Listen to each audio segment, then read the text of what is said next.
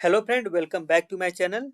तो आज हम इस वीडियो में बात करेंगे कि मेन मेथड क्या होता है। मेन मेथड का सारा हम चीज़ देखेंगे, इंटरनली क्या होता है, मतलब वो उसमें जो भी यूज हुआ होता है वो क्या है। वीडियो स्टार्ट करने से पहले अगर आप मेरे चैनल पे नए हैं तो मेरे चैनल को सब्सक्राइब कर दीजिए और मेरे वीडियो को लाइक कर दीजिए। तो चलिए वीडियो स्टार्ट करते हैं।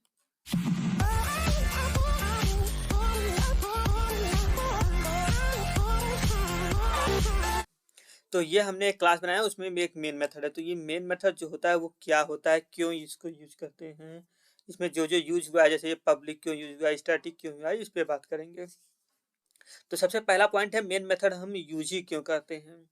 तो जब भी हमारा जेवीएम क्लास को हम एग्जीक्यूट करते हैं तो जब जो जेवीएम होता है वो सबसे पहले आंख बंद करके मेन मेथड को कॉल करता है। तो मेन मेथड हमारा होता है एंट्री पॉइंट होता है हमारे क्लास में, इसीलिए हम मेन मेथड बनाते हैं अपने क्लास में। और मेन मेथड के अंदर ही हम जो लॉजिक लिखेंगे वही हमारा एग्जीक्यूट होगा और कोई लॉजिक एग्जीक्यूट नहीं होगा। मान लीजिए आप कोई एक मेथड बना रहे हैं और आपने उसको मेन मेथड में कॉल नहीं किया तो वो मेथड आपका एग्जीक्यूट नहीं होगा। अब समझते हैं मेन मेथड में ये सब क्यों यूज होता है। तो सबसे पहला टर्म है पब्लिक। जो मैंने आपको एक्सेस मॉडिफायर बताया था, तो एक्सेस मॉडिफायर में मैंने बताया था कि पब्लिक क्या होता है, ये कहीं से भी हम एक्सेस कर सकते हैं।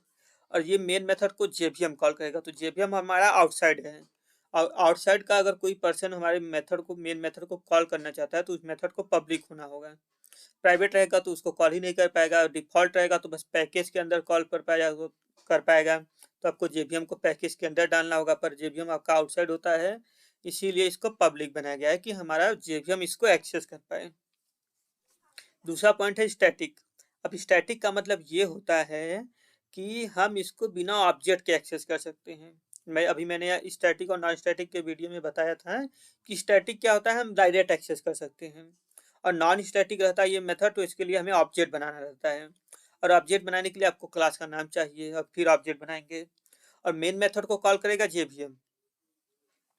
अगर ये नॉन स्टैटिक होता फिर जेवीएम को ऑब्जेक्ट बना के कॉल करना पड़ता, उसको पता नहीं चलता कि कब ऑब्जेक्ट ऑलरेडी कोई बनाया है कि नहीं, या फिर उसको फिर से बनाना रहता है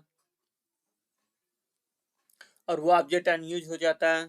इसीलिए इसको स्टैटिक बनाया है कि जेवीएम इसको डायरेक्ट कॉल कर ले, उसको ऑब्जेक्ट बनने का या फिर किसी और चीज़ का वेट ना करे, क्योंकि ये स्टैटिक मेथड है। तो क्लास के लोडिंग के टाइम ही इसको मेमोरी मिल जाएगा, तो जेवीएम आराम से इसको कॉल कर सकता है। अब तीसरा है वाइड। वाइड जो हमारा होता है ये हमारा रिटर्न टाइप होता है, और इसका मतलब होता है कि हमारा ये जो मेथड ये कुछ भी रिटर्न नहीं कर रहा है। अगर आप कोई रिटर्न टाइप लगाते हैं, मतलब कोई डेटा टाइप यूज करते हैं, इसका मतलब हमारा ये मेथड कुछ रिटर्न कर रहा है। पर यहाँ पे डेटा टाइप नहीं है, इसका मतलब ये हमारा कुछ भी रिटर्न नहीं कर रहा है। एग्जाम्पल के लिए हम मान लेते हैं ये कुछ रिटर्न करता है, जैसे इंट रिटर्न करता है या फिर स्ट्रिंग रिटर्न करता है या फिर कोई एक एरे रिटर्न करता है।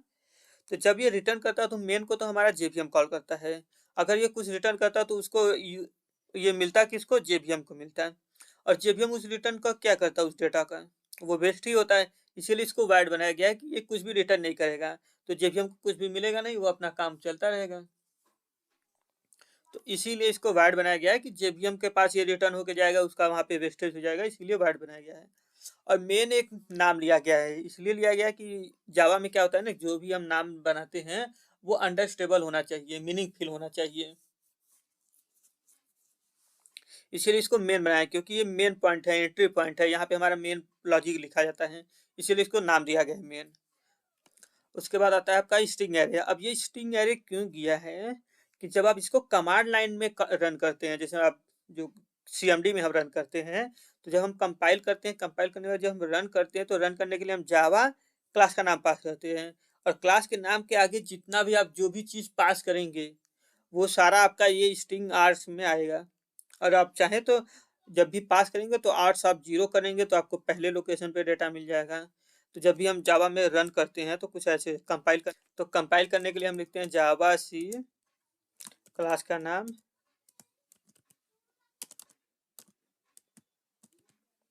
डॉट जावा। अब हमें इसको रन करना होता है तो हम यहाँ पे लिखते हैं जावा टेस्ट 01।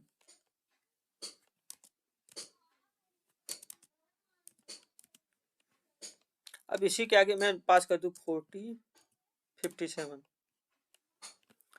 तो अब यहाँ पे ये जो 40 57 है, बीच में स्पेस है, इसका मतलब मैं 2 वैल्यू पास कर रहा हूँ। तो ये जो स्ट्रिंग का साइज है ये 2 हो जाएगा, पहले पोजीशन पे 48 हो जाएगा, दूसरे पे 47। तो जब आप args 0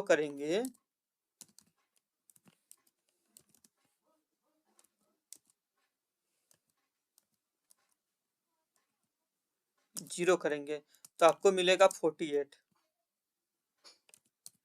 और यहाँ पे आप इसको कुछ भी चेंज कर रहे हैं, आप डी लिख सकते हैं, कोई भी है तो वेरिएबल का नेम है। साथ में आप चाहें तो इन दोनों का पोजीशन इंटरचेंज कर सकते हैं। तो इसी तरह आप इसमें बहुत सारा कॉम्बिनेशन अप्लाई करके देखिए, इतना मैंने आपको बताया है। इसके बाद आप चाहिए तो वायर्ड और स्टैटिक को चेंज करके देखिए, आपको एरर मिलेगा। मेन में कुछ थोड़ा सा चेंज करके देखिए, आपको एरर मिलेगा। या फिर इसको चेंज करके देखिए, ये सक्सेस होगा। इसको चेंज करिए, यहाँ पे अगर आप चाहें तो